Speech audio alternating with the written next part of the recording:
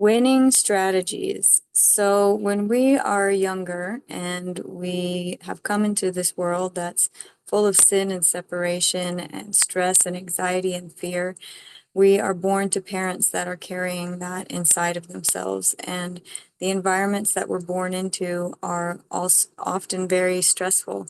And so children will have these experiences when they're younger where they have to come up with a coping strategy or a survival mechanism. And it's usually a way of being that allows them to feel safe in a situation where they do not feel safe. And we call these winning strategies or survival strategies because at that point in time, your ego was being born, it was being birthed, it was being created in that moment as a shell, essentially, to protect you from what was happening. And in that moment, you decided to be funny or to be strong or to be smart or to be dumb, or, whatever it might be, whatever it took in that moment to survive that situation.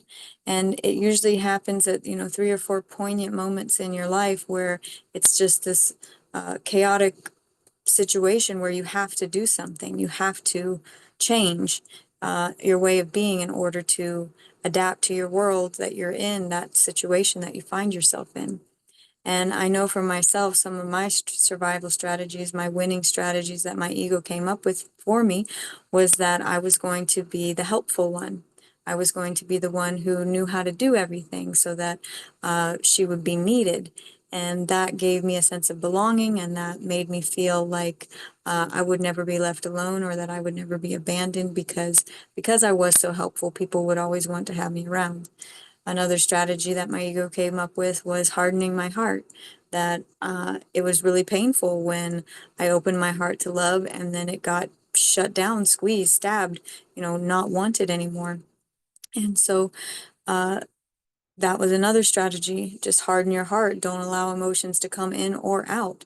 And so I was actually walling in all of those fear and stress emotions inside of me. And they've been there ever since, just now starting to let down those walls and let love actually come in.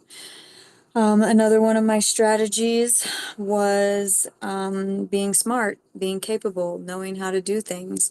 And this was how I also felt accepted in situations where one in particular I noticed where there was somebody who was really getting made fun of for not having much common sense and doing things in ways that were really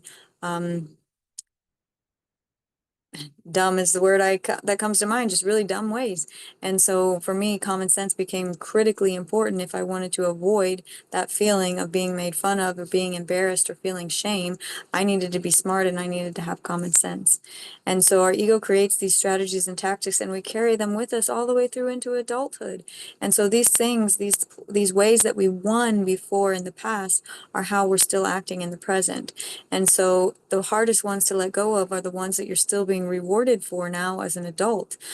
So it's important to identify what these winning strategies were for you as a child and to start to release them and let them go and know that you're loved exactly for who you are. You don't have to perform. You don't have to be inauthentic anymore. And you can let these survival tactics of your ego go.